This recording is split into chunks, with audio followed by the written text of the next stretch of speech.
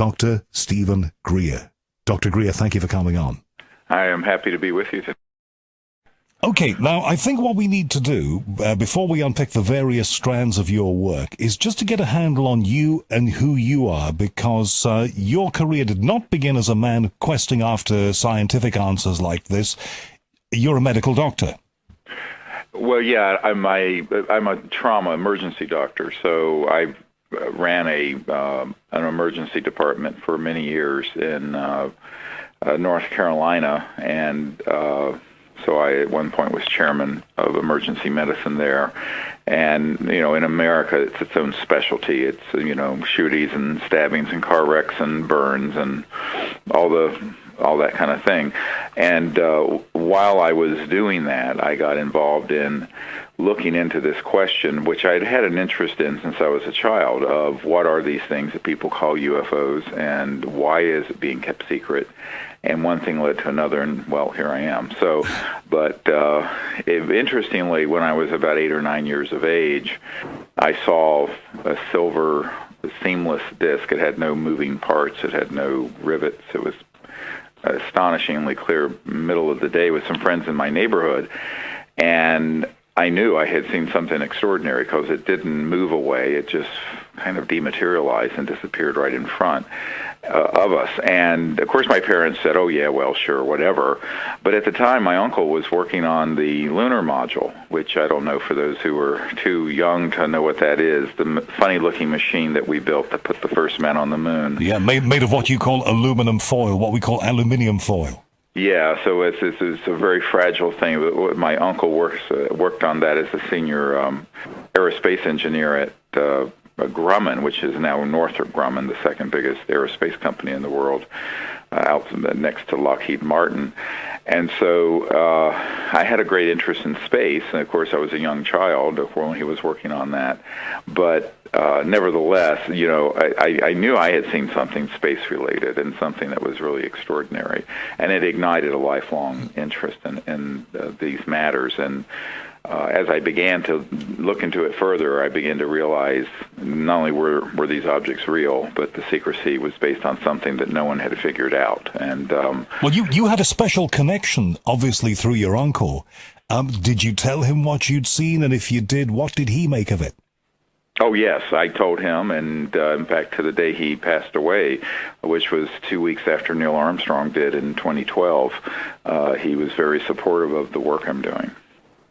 Right, so he allowed for the prospect and the possibility that indeed we may not be alone, even though he was working on our exploratory effort down here. Well, he knew we weren't alone, and he knew that it was. I mean, he was a very smart man. The irony is that while the media relegates the subject to the rubbishing in the tabloids, as your Lord Hill Norton famously said in an interview we have of him up on our website, that people who want to look at his and other interviews can go to SiriusDisclosure.com. Sirius like the star system, SIRIUS, disclosure.com. It's all one word. And what you'll see are we have dozens of these sort of people who come out and said, oh, well, this is taken very seriously in these quarters. And what I have found is that when I've done briefings with people at the Pentagon or the U.S. Senate or the CIA, it's actually taken very seriously, but it's, its portrayal in the media has always been that it's just nonsense. And but high-ranking people in a position to know are not laughing. They take it incredibly seriously. I think you're dead right about this, Dr. Greer, because over here in the UK, I think I think maybe Emily, who set this up, told you that I work as a broadcast journalist. That's what I do. And right. I always think that we're starting to make baby steps forward and take this a little more intelligently and treat it a little more as grown-ups. And then every so often we get a story in the newspapers that shows we really haven't progressed at all. Well, what people don't understand is that beginning in 1953, the CIA, and I have a document that proves this, made a deliberate effort to engage in what they call psychological warfare, to portray the whole matter as nonsense. And in fact, they even engaged Disney Studios, which, as you may know, did a lot of work for the Pentagon and the intelligence community in World War II. And they engaged Disney Studio to make ridiculous cartoons about little green men and this and that and the other thing. And this was actually done with malice aforethought to create a spin on the subject to this day makes it a sort of topic non grata. If there's a persona non grata, this is the topic non grata that you cannot speak about. And from what I read, Walt Disney was a patriot, so he would play ball with that. Oh, yeah, absolutely. And he was in the back pocket of the intelligence community and later the CIA all the way until the day he passed away. So what a lot of people don't realize is that the connection between Hollywood and the intelligence community has always been very intimate, and as well as with the larger media. And so what you are left with is a very faint idea of what's really out there. But the irony is, we put on this massive press conference at the National Press Club, and we had 22 top secret military whistleblowers and witnesses to events and material dealing with UFOs, extraterrestrial intelligence. It was, at the time, the largest event that had ever been held at the National Press Club, and it was the largest event up to that point that had ever been seen on the Internet live. And we had so much support for that. But the major media people got to me later and said, we started getting calls saying, don't cover this too much. From whom? Who was making the calls? From the intelligence community. Really? Now, this is amazing that you say this, because I can remember Art Bell on Coast to Coast AM talking about this. I was listening over here online. I'd become hooked and addicted to all of this. I'd always been interested in these topics anyway. And I thought, this is it then. This event is going to be the one that blows the lid off it. And this is the one that the mainstream media cannot ignore. And nobody was more surprised than I was surprised. And of course, I'm a very small cog. I was working for the mainstream media, but as one person, what can I do alone? It was pretty largely ignored over here. An event of that size, and I found that, as you must have found it, enormously disappointing. Well, no, I didn't. I wasn't disappointed because I didn't have expectations to the contrary. In other words, by the time I did that event in 2001, I had already been the go-to guy to brief the CIA director for President Clinton, the sitting CIA director, the head of the Defense Intelligence Agency, the head of the intelligence for the Joint Chiefs of Staff, members of the Senate Intelligence Committee, frankly, members of your royal family, who I won't name. So the point I'm making is that it did not at all surprise me that there was an infrastructure in place to spin or take down the buzz. Now, what you have to understand also, the first hour of that event was electronically jammed so that no signals could leave the National Press Club building in Washington, D.C. Really? Yes, the contractor that had the job and hosts all the things for the National Press Club at that time, they were called Connect Live. They also hosted the Pentagon's internet events as well as CNN. They said they had never seen anything like it. The numbers of people online trying to see it used up at that time every T1 line in Washington. They said, but the first hour of it, nothing could leave that building. And of course, I had intelligence sources who told me the night before that the building was crawling with operatives, and that probably the event would be disrupted. And so they put it on a 1-hour delay, but nevertheless, it did get out. But as major media started to cover it, in fact, I heard one NBC anchor say, "My God, this is like the real X-Files, but it's the real thing." They started to report it, and then it vanished. And this is something we've seen many times. Of course, we knew this was going to happen because in 1991, we had gotten a document that had been, during the first Bush administration, described, and I have it up on my website, those of you who want. All this stuff is up there for people to see. We have a massive website, as I've said, Sirius, SIRIUS, disclosure.com. But we put this document up, and it's a document that describes that the CIA and other intelligence communities have people at every major network and every magazine and every wire service and broadcast network to alter, change, or stop stories. And I'm quoting. Now, when you read the CIA document, it's chilling. Now, it got declassified, and then it got reclassified after I released it, but we still have it.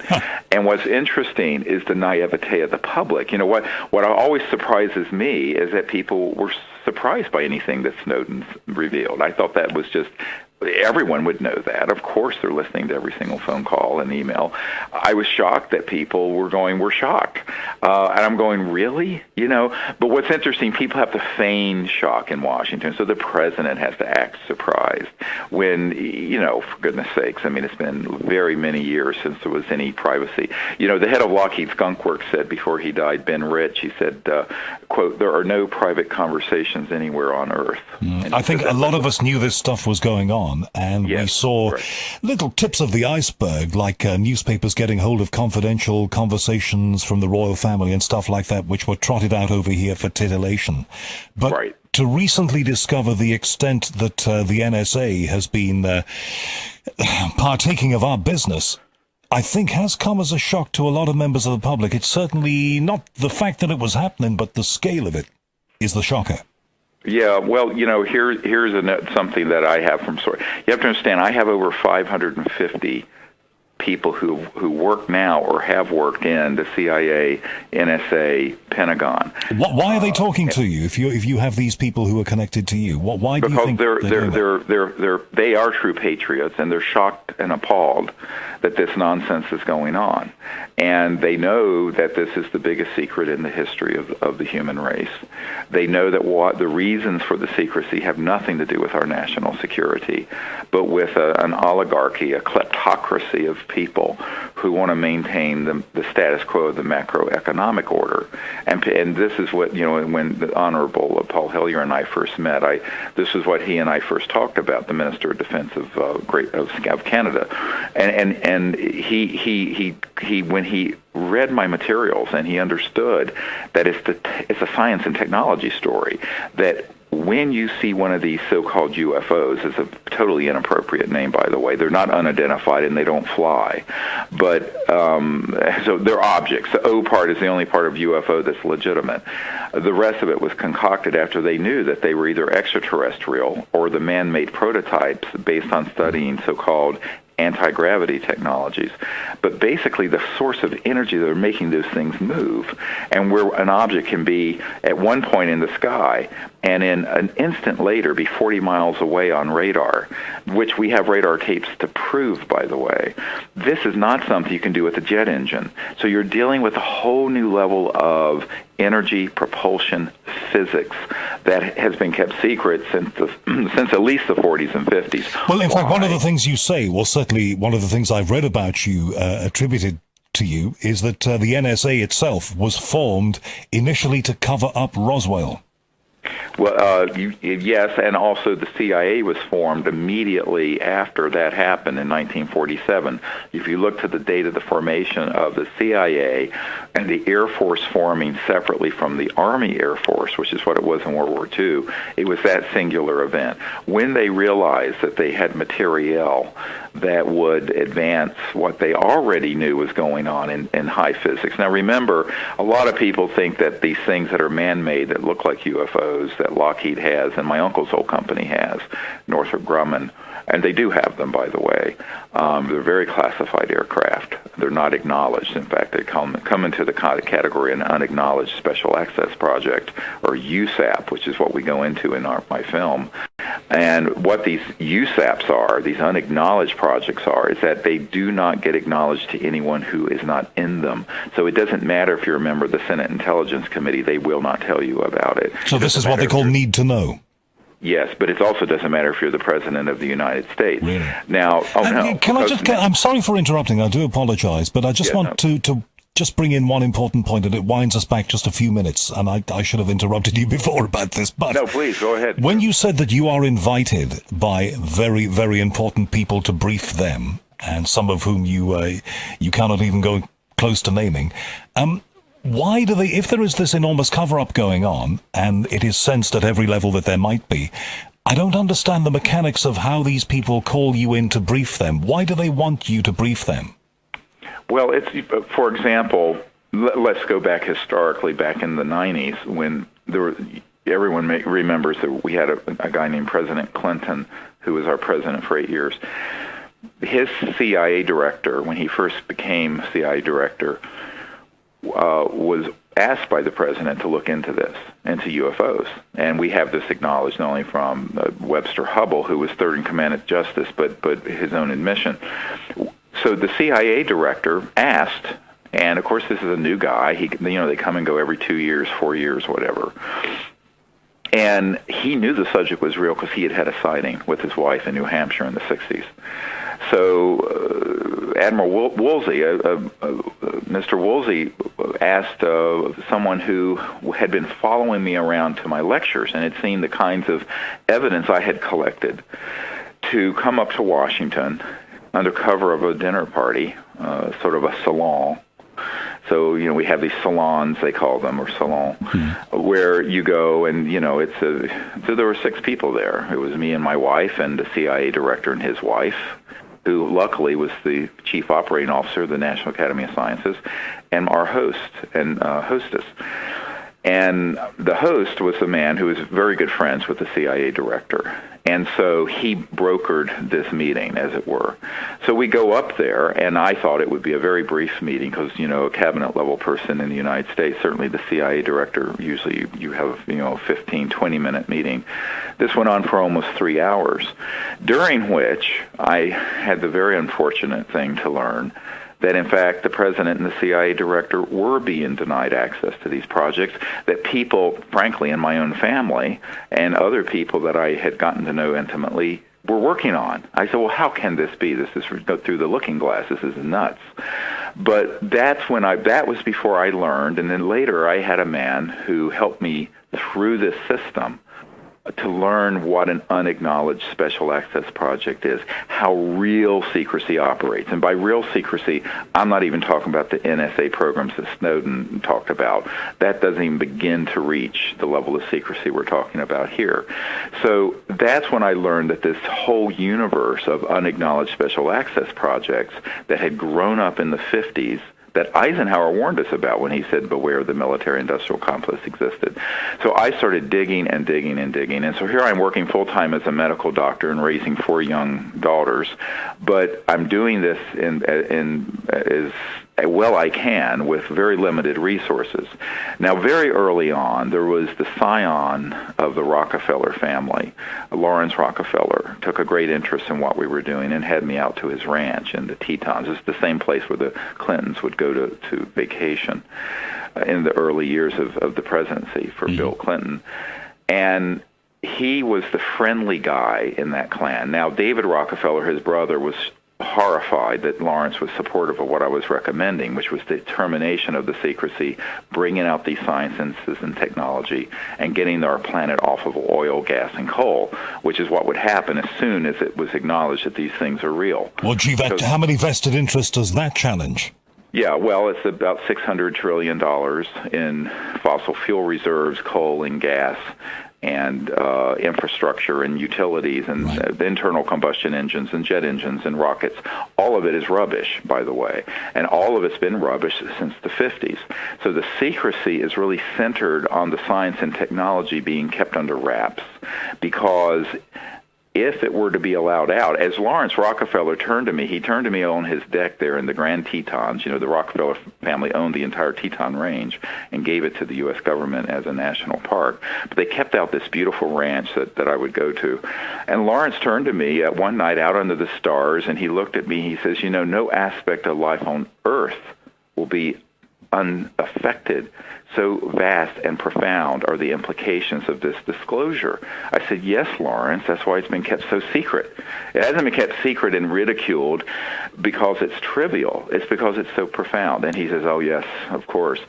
But, of course, many people, and by the way, there's historical documents. Recently, the Associated Press sued the Clinton Library and got documents proving that these meetings took place.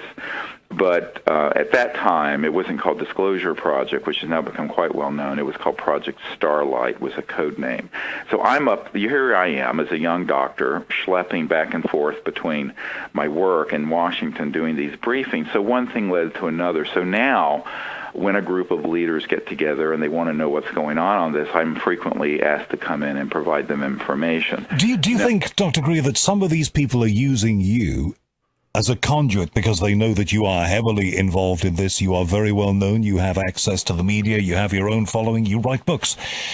You're essentially doing their dirty work by revealing these things. You're doing what they can't do.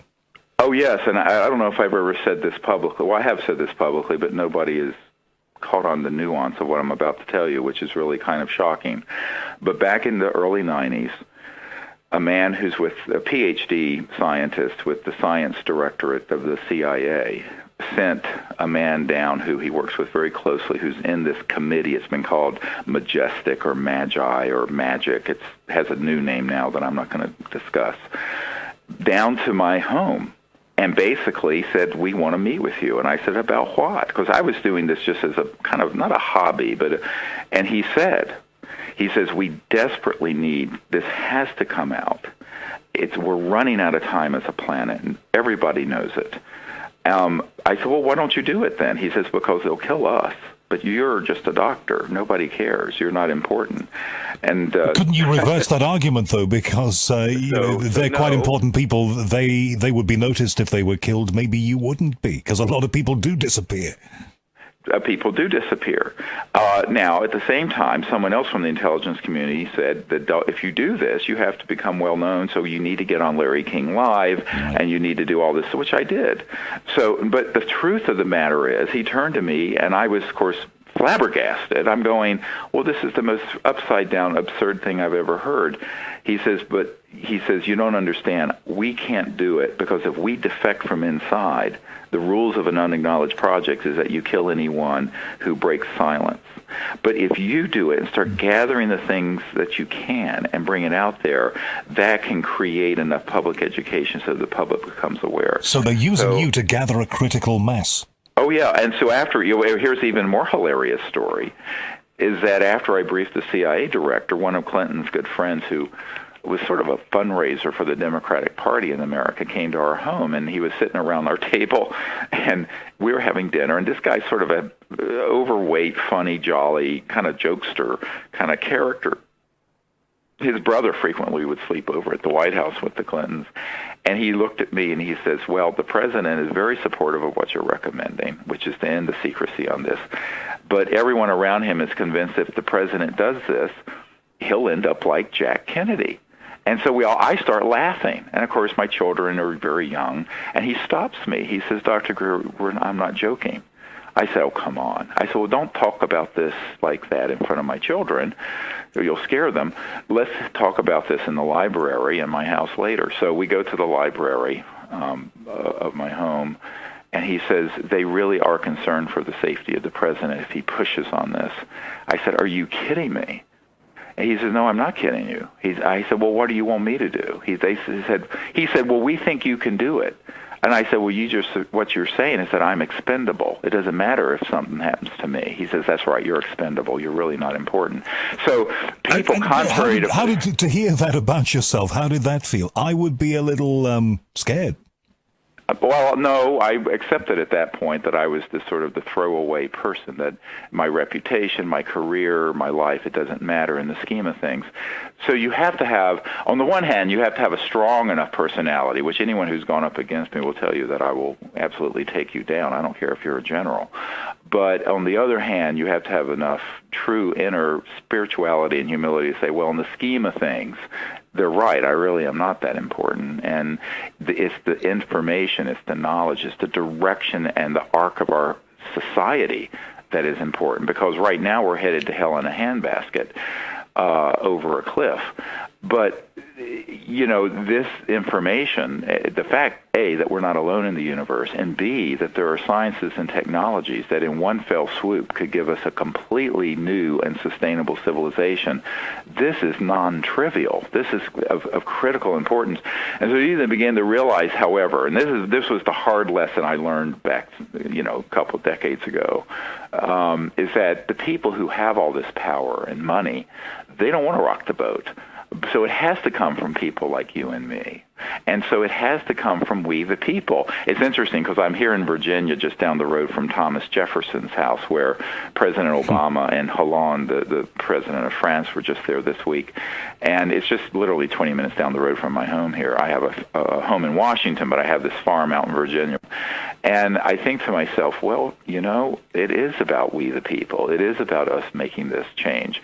Now, I will admit that back in those days, I thought, well, if I put all this evidence together, the documents, the testimony, the photos, the video, the good people who are in the Senate of the U.S. or the United Nations who I met with, and when Boutros Ghali was Secretary General, he and his wife took a huge interest in what we were doing, that they would come together as leaders, world leaders, and do the right thing. Wrong. I was quite naive. So now what I've concluded is that in point of fact, everyone asks me, when is disclosure on all this going to happen? I said, it's happened, and we're doing it, and it's continuing. In other words, we the people are going to gather the data. We the people are going to find patriotic people to expose the truth about this. And with the internet now and other media, alternative media sources, like your show, we're going to get the word out, and that's what we're doing. But so the problem, you can't be surprised that a lot of these big-name politicians around the world didn't get together and hold up their hands and say, ladies and gentlemen, here is the truth, and we're going to march into a new future, because if they did that, we enter into a whole new power equation, don't we? Well, that's the whole thing. The secrecy. Here's the when you deconstruct it down to brass tacks, just what it's really about. It isn't about extraterrestrial intelligence, and it's not about UFOs per se. It's about the macroeconomic order of the world. And at Davos a couple weeks ago, I have a friend who I work with who was there, and they came out with 80. There are 85 people who have the net worth of 3.5 billion people on Earth. 85 individuals. Before that, a couple of years ago, a Swiss institute, a mainstream Swiss economic institute, found that there were a couple hundred corporations and individuals, but that are interlocked to about 17 that have the majority, over half of the net worth of the world under their belt. And so what you find is that this all tracks into the petrodollar energy sector and other aspects of the economy.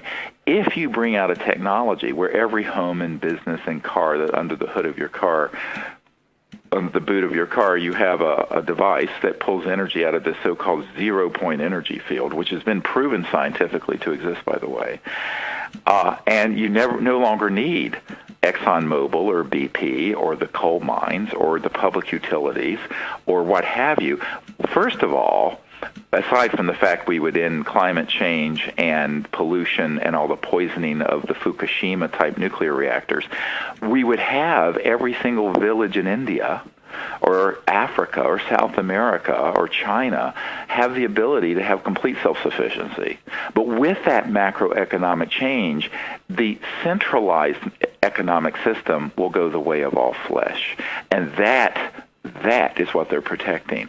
They're trying to maintain what I call the master and slave arrangement that we inherited from the slave era, of where basically, if you're a millionaire, it doesn't really matter. Until you start talking trillions of dollars, we're not talking real money. Bill Gates is still a relative slave on this plantation. The real money is in the multi-trillion-dollar banking and fossil fuel energy sectors, to trillions and trillions of dollars, and I'm not exaggerating. So that's where the power and the money is, and they do not want to upset that apple cart, which if you were to tell people, yes, the UFOs are real, and not only that, we know how they operate, you're talking about such a big change that if you were to look at everything that's happened since the Industrial Revolution in the mid-1800s to now, all the changes from the mid-1800s to now would be less than this disclosure. So now, on the other hand, it would lift it would be the tide that lifts all ships. It would eliminate world poverty probably in a generation.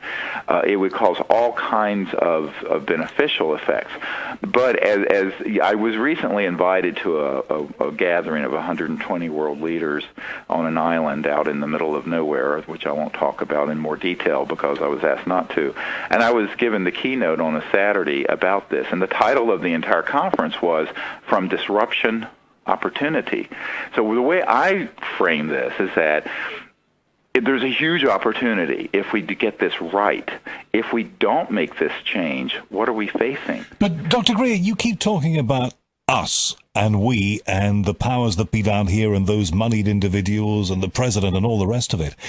In this whole equation, though, the ETs seem to be passive. And if they have such power, and if they have such wisdom, and if they have such technology, how come they are not part of this? Why don't they do the disclosing? Well, here's the thing. We're the children of Earth, and we're the prime movers on Earth. If there were to be, yes, and, I head up what's called a CE5 teams, and we now have several thousand of them in England also, by the way, where we go out and attempt to make contact with these civilizations, and we have done so. If you go to the website, you'll see some pretty shocking information and experiences that have happened.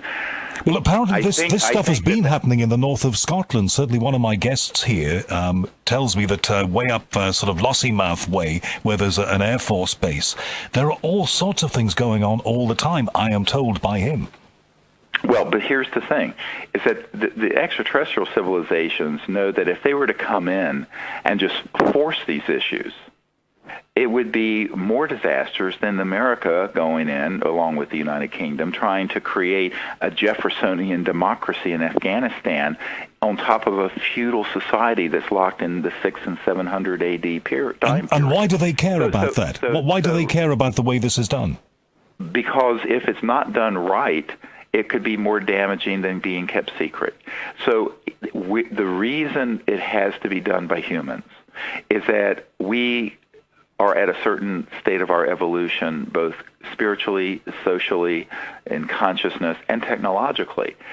We need to do this ourselves without a massive intervention that's extraterrestrial, unless it gets so far gone that it has to be. Now, I wrote a position paper back in 1991 that got circulated all through the aerospace industries, McDonnell Douglas at the time, which is now Boeing, and my uncle's company, and the CIA, where I basically said there are a few conditions under which a massive event like that would happen, but they are worst-case scenarios, which we certainly don't want to entertain.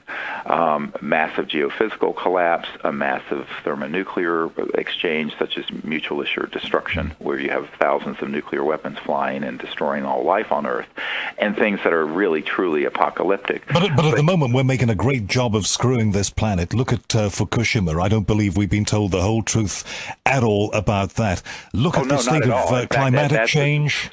That's horrific. However, from what I've observed, there have been instances where the ETs have intervened where people don't realize it, to stop worst-case scenarios from developing, such as a World War III scenario with nuclear weapons. But they're waiting for us to get this right. So I think they're waiting for us to quit lying to each other. They're waiting for us to tell the truth on this. They're waiting for us to bring these technologies out at a level that can be phased into our society and understandable. And they're waiting for us, more importantly, to reach out to them in a peaceful way. Unfortunately, you have a bunch of misanthropic money whores and sociopaths running the covert programs now that would rather shoot at the ET craft than do anything else. So there's a lot of problems here that have to be addressed, and they have not been addressed for 50 years. And as we kick that can down the road, our society has continued to deteriorate, as has our biosphere, and they know it. But it doesn't mean that and looking into the future, will there become a point where they will do some definitive event? Perhaps, but remember, we had events where there was a UFO over Montreal for 45 minutes seen by thousands of people in the early 90s. We've had events where these objects have landed and left physical evidence and been seen by thousands of people in Belgium. There have been many events. Now, the fact that our power structure, including the corrupt media, have covered these things up or trivialized it or lied about it, that, I believe, is sort of a Rorschach test by these intelligences that are from other star systems to see how ready we really are. In other words, to the extent that we're continuing to cover this up and lie about it, is some measure of how prepared we really are to deal with it. You say this with such assurance, and you make a very, very compelling case. What about your contact? You say that you've been amongst these groups of people, including here in the UK, who've been trying to make contact. Talk to me about that. Well, this is, of course, the subject of part of the film deals with this whole question of what would be required to make contact with these civilizations. Now, I had an experience when I was young. I told you this sighting, and then subsequently, when I was 18, I had another experience that was more profound that I recount in a book that's called Hidden Truth, Forbidden Knowledge. It's sort of autobiographical, and you can get it on our website. It's in 8 or 9 languages around the world now. But what happened, I know we have limited time, was basically I was up on the mountaintop in North Carolina as a young boy in college, first year of college. And I was up on this mountain, and I was meditating. And I had learned how to do this really deep meditation, Vedic meditation, after I'd become very sick 6 months earlier and had a near-death experience.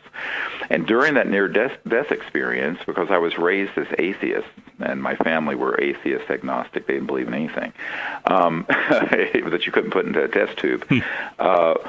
And basically my experience was that of the personal experience of the mind as a universal field of universal consciousness, very mystical, some would say, but very tangible.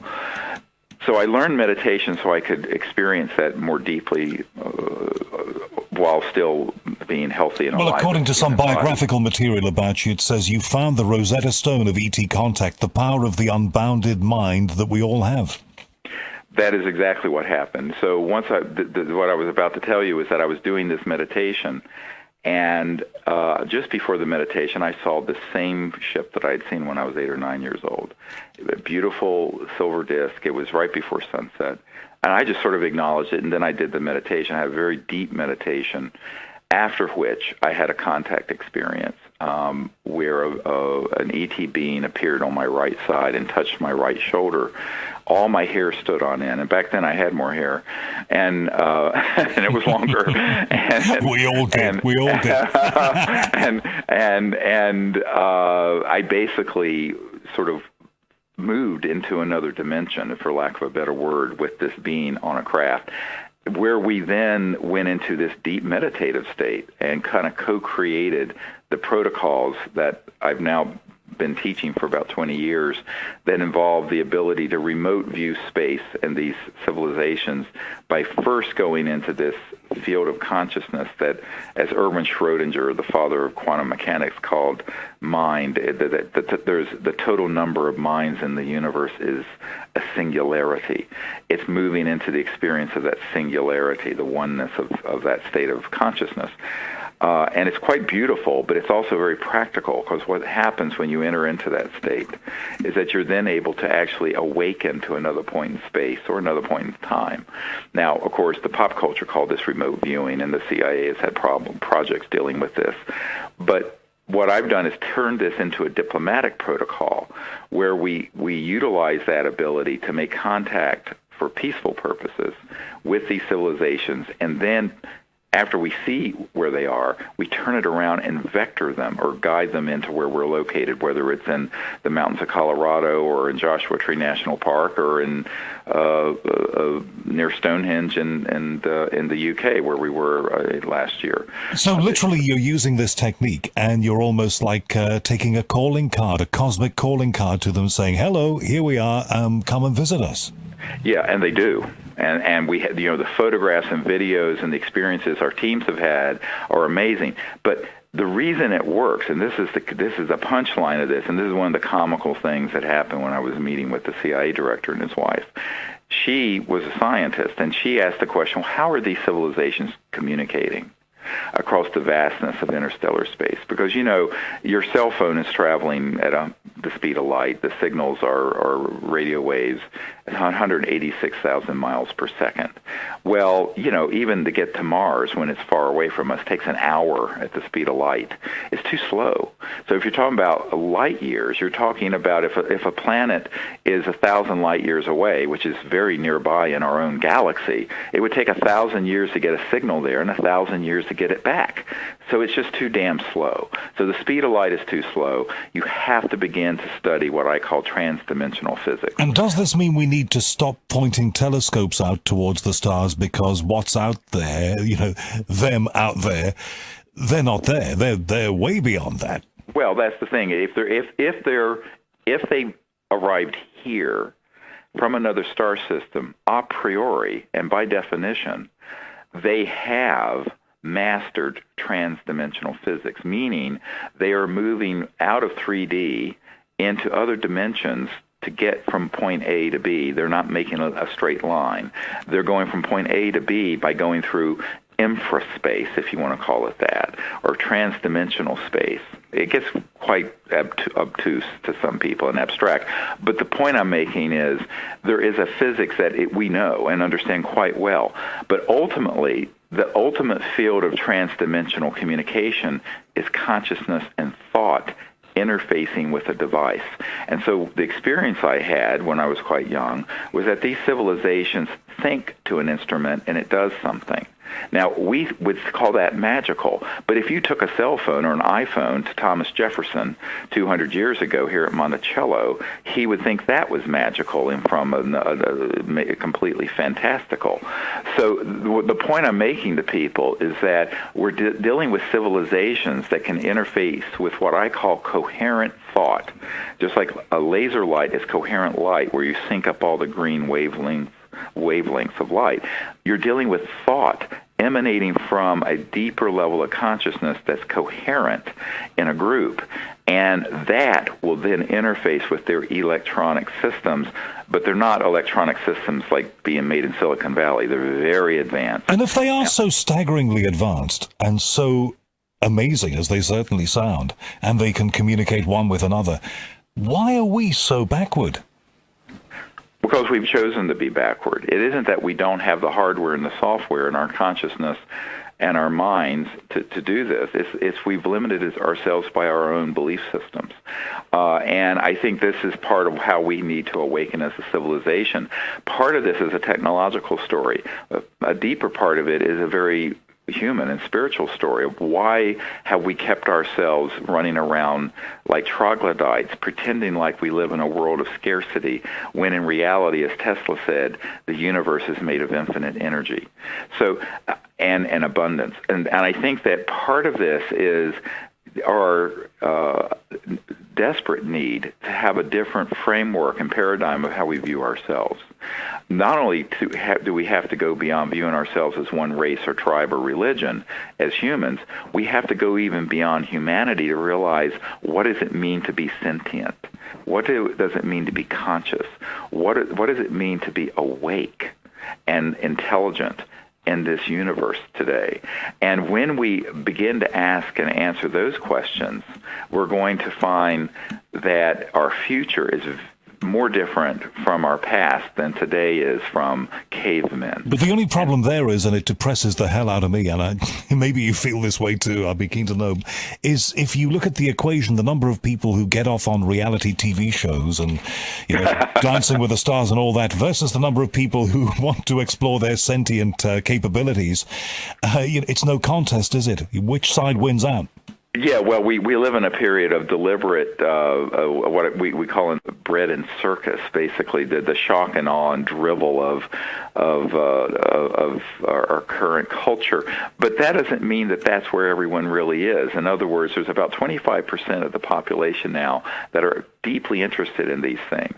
But if you look at, the work of Rupert Sheldrake, who's one of your colleagues there, I think he's at Oxford, and he and I have been at conferences together where he talks about morphogenic fields, where once a certain number of people begin to understand and know something, it creates a quantum change in everyone understanding it, even though they're not connected personally. And that is utterly. I've always believed that when a concept appears, and when somebody appears to espouse something, suddenly you find other people are doing the same thing. It's as if you have the idea somehow, and I've seen this in my own life, you have an idea and suddenly you look around and you find other people are having the same idea. How did that happen?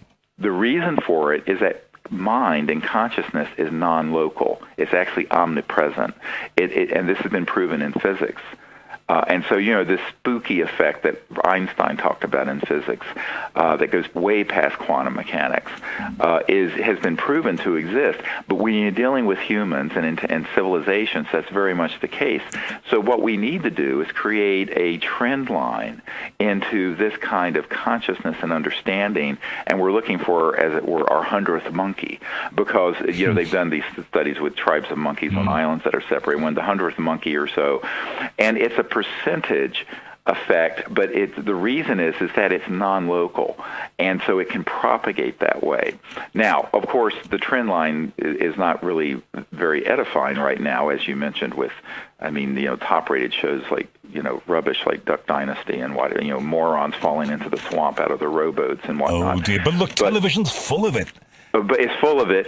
But at the same time, not everyone is enthralled to that. But what you're saying is that if enough people become enlightened or try to become enlightened, what will sweep from them like a tidal wave, a tsunami almost, is this greater consciousness that will even enmesh these pretzel-eating people who sit on their sofas staring into the box, into the and it'll tube. turn the direction of things. For example, when I first got involved, I became a meditation teacher, and at that time they were doing some experiments at Harvard in the 70s. Now biofeedback and doing meditation for stress management in heart patients has become mainstream. It's very well known. So there are things that happen, but someone's got to start it. So we have to pioneer the concept of not only contact using these concepts in trans-dimensional physics and consciousness and disclosure, but also the concepts in physical physics, energy generation, a new way of looking at a paradigm of energy and society that is off of this destructive dinosaur era where we have to get energy by burning or blowing things up. If you know what this technology is, this energy technology is, and you know people who know it, what this is and how it works, why don't they just demonstrate it for us one day? Then it is undeniable. Well, that's, of course, what we're trying to do. Part of the purpose of what our project is to gather together enough resources so that the scientists who understand this can come out and do that without worrying about the patent issue and security by doing it openly and on the Internet. Now, I'll tell you, the people the way that we did this in the past was that we would give them a grant, they would work on something, someone would come and threaten them, and because this is an engineer working alone somewhere in Alabama, they put their tail between their legs and run. So if you have people who are willing to use lethal force or to use the legal system to, we have a document up there from the Federation of American Scientists that states that there are 5,135 patents that have been confiscated by the abuse of the national security order system in the United States. Same thing has happened in Europe. So you cannot do this like a conventional technology. So what we're advocating is that we put a research and development program together, get it funded properly. We have a way that people can contribute on our website to this. Put these people together and then put it on Ustream or stream it on the Internet. In other words, don't worry about intellectual property. Because there's strength in numbers. Because if the public knows you are working on this and have it, it's going to be very hard for them to suppress it. That's what I did with the Disclosure Project. Once we had dozens, I had 110 of these top secret guys on digital videotape, and we started putting it out there. What can they do? They can't. It would become a public spectacle if they started prosecuting and killing all those people. So you have safety in numbers, you have strength in numbers. We need to do the same thing with this technology. The big error of the last 50 to 100 years is that you've had people like Stan Meyer or Tesla or other people who've had breakthroughs, and they've tried to keep it secret, and they've tried to, at the front end, monetize it through some kind of venture capital scheme. Ultimately, that's a disaster. It will not work, and anyone who's listening who's working on such a project, stop it right now. Mm-hmm. Go to our website and read the strategic plan that we have under the Orion project of how to do this properly and not get killed. And do you think that the modern concept of crowdfunding, which they use for movies and creative projects, could be used in exactly this context to make this happen? Well, it's a bit of a chicken egg. If you want to crowd-fund it, you first need to have a proof of principle prototype. To get to the proof of principle prototype, we need to have that. Have I seen them? Yes. Have the people who have them been too paranoid to release them? Yes, and that's the problem. You know, a venture capital guy once told me the craziness of the inventor is proportional to how important the invention is. So once you get into this, you get into real, what I call crazy inventor syndrome. And they will not cooperate with something because they're looking to get a big payday up front, which is a huge mistake. Not that I don't understand it, but it's a huge mistake. I know this is not your field. Do you think that some of these patents relate to time travel, which has always fascinated me? Well, it does relate to my field because I know the people who work on these transdimensional programs for the various three-letter agencies whose laboratories I have been in, by the way, at the Naval Research Labs and at the Redstone Arsenal down near the Huntsville Space Flight Center. I've been to these places. They absolutely do. They can create what's called a time snap, and we understand how it's done. And you have to be careful with these technologies when you start moving them into the levels of the millions of volts of certain resonant frequencies that cause a change in space-time. So is that what I interviewed Al Bierlich, and I'm one of the lucky people who got the chance to do that before his sad. And I was very, very grateful for having that conversation. He put a very credible case that the Philadelphia experiment really happened, and they really did shift in time. Is that part of this? Sure, but it didn't. A, it didn't happen in Philadelphia. B, it's most of what most people know about it isn't true. There was a cover story to the cover story. This gets very complicated. And do I know the knowledge and people who were actually involved in that who, before they passed away and who were in their 80s, gave me the yes, I do. It's a bit of a sideshow, but yes, and some of it went badly wrong, as you know, but that is exactly what we're dealing with. And you're dealing with technologies, and that was in the 40s, by the way. So what I tell people is that we're 70 years into covert programs looking into these things, or more, probably 80 years. T. Townsend Brown, of course, had high-voltage systems causing crystalline materials to levitate and float back in 1927, 28, and 29. So we're way past what most people think we are, where, if you, and when you start getting into that sort of technology, you do deal with trans-dimensional physics, where the physics from this dimension begin to cross and create an arc and an effect in other dimensions that are folded within this one. It's not like they're separate, like you have to go somewhere. They're here. But look at it this way. You, as a human being, are trans-dimensional. You have a physical body. You have consciousness and thought. You have this subtle body that on a lucid flying dream you can go somewhere and see something happening. Maybe even into the future, a precognitive lucid dream. So in reality, all these dimensions are folded within. It's hidden in plain sight. Nobody's looking. I never thought I would ask you this, but do you have a handle on what happens when we die? Sure, absolutely. And I am not, let me just say that I personally feel that one's spirituality is inversely proportional to one's religiosity. So the more pious and religious someone is, I've found the less spiritual they really are. But that being said, when I was 17 and got very sick from something that's really not important, I had an injury and got terribly infected, and in America, we have no healthcare system for poor people, and I was so poor. I was supporting myself in high school in my own little apartment, and so I didn't go to the doctor, and so I got a fever, a very high fever, and then I had a near-death experience. And I have no question at all that at the time of the dissolution of the body, the conscious body continues on into these other dimensions that are increasingly astonishingly beautiful if your consciousness is beautiful. So the world is as you are, and it's quite astonishing. So yes, I do have a good sense of that. Because so you're not going to be rescued and taken to a better place. You're going to be taken to what you deserve, unless you do some real preparation down here right now. It's not what you deserve. That's too judgmental. You're going to be where you are. I understand. You're going to be okay.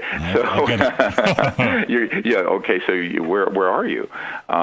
Which is, of course, one of the whole problems with people who commit suicide. They're in a very bad place when they pass out of this dimension into the other. Geez, so you're going to get more of the same unless you're very careful. Ultimately, and that's why that's a non-solution to any what problem you're having on this planet. But that experience was something that. Obviously, I came back, but the experience of it was so beautiful, and the experience of what the conscious mind is and what we are was so amazing. But it was without all the trappings of the overlay of a sort of a religious belief system, because I was frankly raised an atheist and agnostic. My parents didn't believe in any of that. And yet, what I've come to realize is that there are these so-called other dimensions and worlds of light, and even into what some people have termed the celestial, that are very real.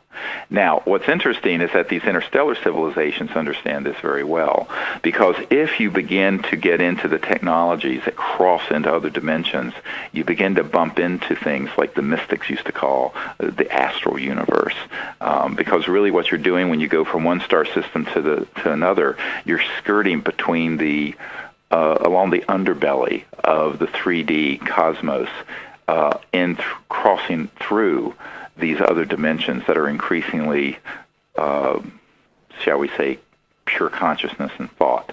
And that's what's amazing about the contact experiences our teams have had. A lot of people say, oh, God, they sound so abstract. I said, no, they're more real than sitting in the living room with someone, but it's very strange. But you would expect it to be very strange if you're dealing with an interstellar technology. Well, you talked at the head of this conversation about the role of Hollywood down the years, and, we started off by talking about cartoons and Walt Disney. It sounds to me like Contact, a movie that I love with Jodie Foster, was not too far short of the mark. Yes, and of course the ending of that would have never been made if Carl Sagan had been alive, I'm told. But and of course I had dinner not long ago with Steven Spielberg's son, Max Spielberg, and that he did a movie. You have to be of a certain age to know it, called Close Encounters of the Third Kind. I remember it well. And that was actually a docudrama.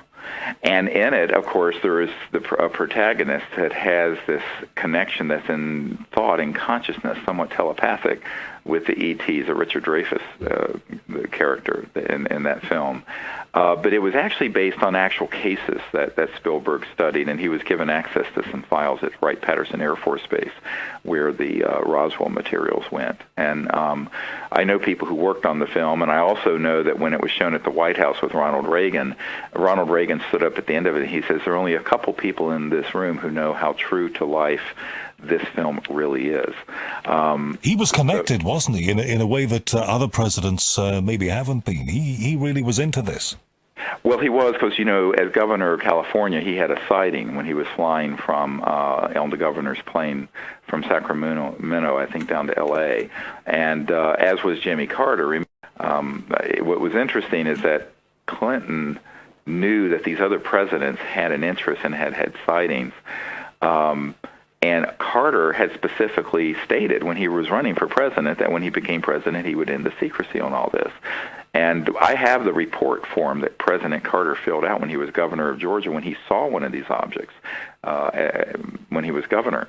But when he was president-elect, the outgoing CIA director was a man named George Bush, the senior, Papa Bush. and he was called in to do this transitional presidential briefing, which is routine. And Carter asked to be briefed on the UFO subject, and Bush said, "I will not tell you about that." He didn't say it didn't exist. He says, "I'm not going to tell you." And Carter accepted that. And Carter was furious. No, he did not accept it. If you look at the Disclosure Project material, he initiated the White House study on UFOs, but eventually that was shot down, and it was going to be done by Stanford Research International, SRI, and all sorts of people got involved with that I know. But ultimately, Carter couldn't really get any information on it. And subsequently, people think he's joking when he's been asked about this. And Carter says, well, apparently I didn't have a high enough security clearance. And what about Barack Obama? I get the impression, just by looking at the man and listening to his day-to-day policy announcements, that he hasn't even been there. He wouldn't even venture into this arena. No, I mean, well, speaking honestly, there's a man who works closely with him named John Podesta. John Podesta was the chief of staff for Clinton. Podesta set up the Obama administration when Obama first took office. I was asked to put together a briefing, and which was given to Mr. Podesta for the president. The cover letter for that briefing is on the website for anyone to read. The rest of the content of it is hundreds of pages and enormous amounts of video and documents that were provided. Now, providing information to someone like that, it was like when I was meeting with a member of the chairman of the Senate Foreign Relations Committee back years ago, Claiborne Pell. And Senator Pell and I were talking. I said, you've been denied. He says, I've asked about this issue many times, but I never get any answers. I said, no, they're not going to tell you anything, even though you've been on the Senate Intelligence Committee and you're chairman of the Foreign Relations Committee. I looked at him, and we're out on it's interesting, we were right next to the Skywalker, George Lucas's ranch out in California, and I'm looking at Claiborne Pell, and I said, Senator, you have been deprived of dealing with the ultimate foreign relations issue. And I point to the stars above our head. It was at a dinner party. And the senator looks at me and says, well, Dr. Greer, I'm afraid you may be right. I said, well, I am. And he had a very keen interest in all of this, but he had never been told anything. And this is the real tragedy of the modern era, is that, as Eisenhower warned us, the military-industrial financial complex took this stuff over. It has never been under proper oversight by people like Senator Pell, who would have been wonderful ambassadors from our civilization to these others. I worked for years with Ambassador Jim George of Canada, who was a wonderful, enlightened man, very good friends with the Dalai Lama. And he and I spent hours and hours and hours together and out under the stars. And I said, we need to have people like you doing this on behalf of the governments of the people of the world. He said, yes, but we're never going to know anything. I said, well, then let's do it ourselves. So that's why we're doing it now with our little ad hoc sort of citizens diplomatic effort making contact. But in reality, it is a tragedy when you think of the people that I personally have met with who would have been wonderful ambassadors and emissaries from humanity to these other civilizations, and instead they know nothing. They're not told anything. There's a criminal enterprise, to be honest with you, in the United States, United Kingdom, and other major countries, keeping this secret, who all they want to do is shoot at these ET craft and try to down them to create a war scenario. All right, which is the point that we started at, which brings it rather neatly round at the end of this conversation. Do you think that if you restage that event that you held in 2001, wasn't it, 13 years ago, at the National Press Club in D.C., more people would listen? Sure. I think what the thing is that what I found is that with the internet and with the new media, well, if you're on the top-rated show on CNN, you're lucky if you have 1 million people look at it. Yeah, these days, yeah. So what I'm saying is it's a bit of a paper tiger. You have to reevaluate. So what we're doing is to be able to reach more people. Now, whether or not, quote, the mainstream media will ever allow it to be carried any further than it already is. I don't know. But what we've done in the last few months, if people go to SeriousDisclosure.com and click on evidence on the top bar, you're going to see witness testimony. You click that on, and there are something like 5 or 6 dozen top secret military's witness there that we have edited and put up for anyone in the world to see, free. There it is. So same thing with government documents, same thing with photos and videos, on and on and on and on. In this world, things have moved on. We don't need a news conference. Well, exactly. We've been there, done that, and bought the T-shirt. And here's the other problem, is that I was just on the phone yesterday with someone connected to one of the big cable network TV shows, and they said, look, we want to do something that's based on your research for a reality TV show, but we don't know if the networks will allow it. I said, well, I doubt they will. And then he went on to tell me that they were doing something on a show that it was a big cable show on PTSD, post-traumatic stress disorder, and the network killed. They were very tied in. All the networks were very tied into the Pentagon and CIA.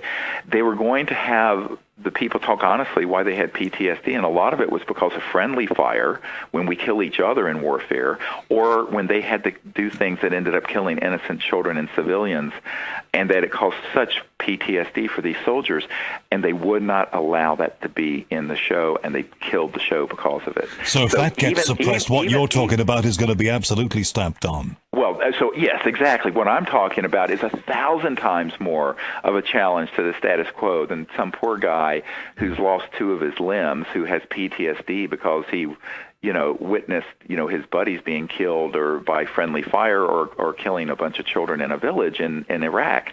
But my point being that, this is part of the mythology that everyone has bought into, that we have a free press.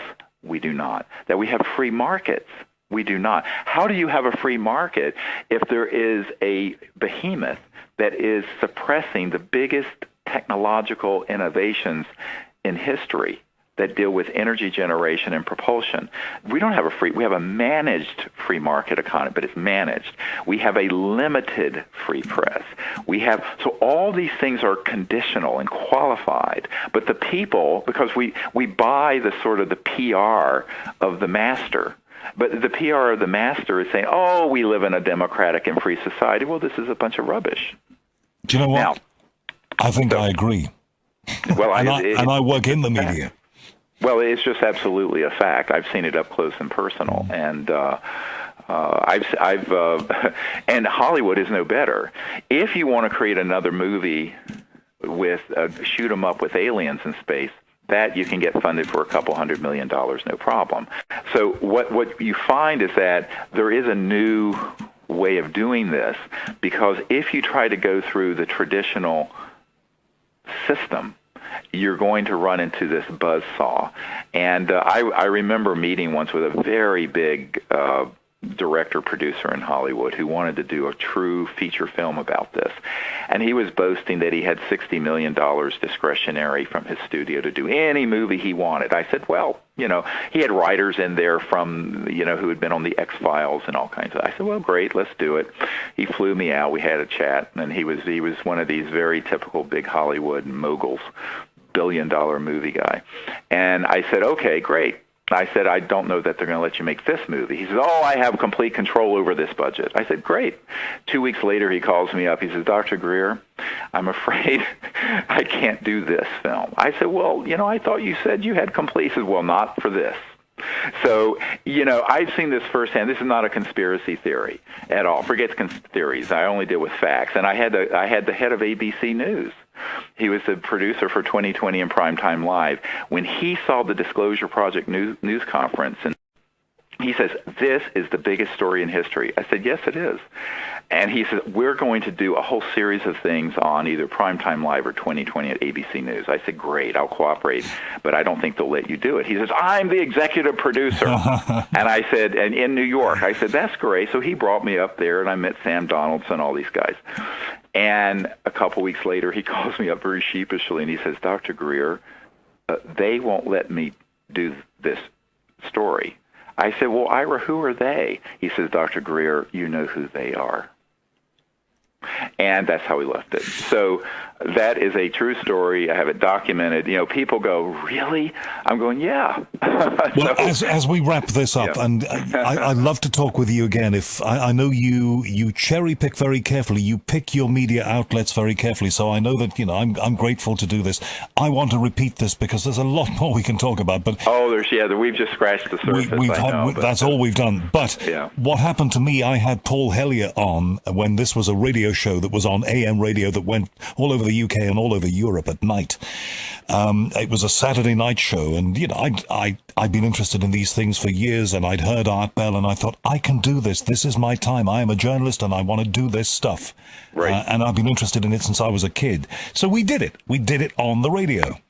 But after I talked to Paul Hellier, I came out of the building one night with my producer, Dave, and I know I've told the story on this show before, but it's true.